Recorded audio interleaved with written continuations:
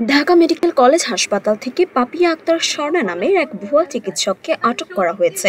হাসপাতালের নাক কান গলা বিভাগের ৩০৩ নম্বর ওয়ার্ড থেকে তাকে আটক করে হাসপাতালের প্রশাসনিক ব্লকের পরিচালকের রুমে নিয়ে যাওয়া হয়। পরে শাহবাগ থানায় তাকে হস্তান্তর করা হয়।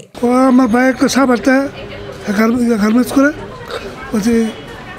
ওরে দিলে ধরে দিলে ধরা দিব ডাক্তার তাইতে আমার তুলে টেয়া বলছে নাই তা গুরু দিচ্ছে সেটা তার দিচ্ছে পরে কোনো আমার টেয়া লাগবো চলে যাবে আমি বলে আমি পারতাম না বলে বড় ডাক্তার গুরু পাইবে করে আমারে তাই আমি ২৫০০ টাকা দেবো সারে আমার ভাবে পরে আমি ২৫০০ টাকা দিয়েছি দিতে পরে এই দরদি করতে আজ আমার খবর চালাইছে ২০০০ টাকা দিতাম হয়ে পরে রোববার নাক কান গলা বিভাগে এক নারীকে অ্যাপ্রন পরে ঘোরাফেরা করতে দেখে সন্দেহ হয় দায়িত্বরত আনসার সদস্যদের।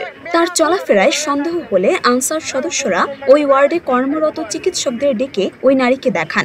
পরে ঢাকা মেডিকেলের কোনো চিকিৎসক তাকে না চিনলে ওই নারীকে প্রশাসনিক ভবনে পরিচালকের কক্ষে নেওয়া হয়। অভিযুক্ত পাপিয়া আক্তার স্বর্ণা জানান, তিনি নরসিংদীর মনোহরদী সদরের আরোয়াদিয়া গ্রামের বাসিন্দা। জানালেন, পূর্ব পরিচিত এক রোগীকে নিয়ে ঢাকা মেডিকেলে আসেন তিনি। স্বীকার করেন যে আপনি এটা অপরাধ করেছেন? বলেন, আপনি কি স্বীকার করেছেন যে এটা অপরাধ করেছেন? আপনি কি ভবিষ্যতে এই ধরনের অন্যায় করবেন? আপনার দেশের বাড়ি কোথায়? নরসিংদীর মনোহরদী। গ্রামের নাম কোথায়? আসি নাই, মানে আশা হয়েছে যদি কারো কিছু হয় মানে বের করে দিতাম, আমাকে কিছু টাকা দিত, জাস্ট এতটুকু।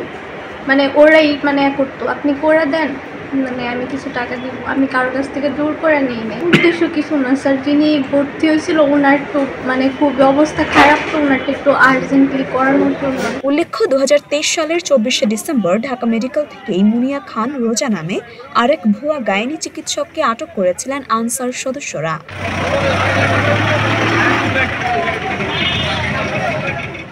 মরিয়ম মীর, ঢাকা পোস্ট।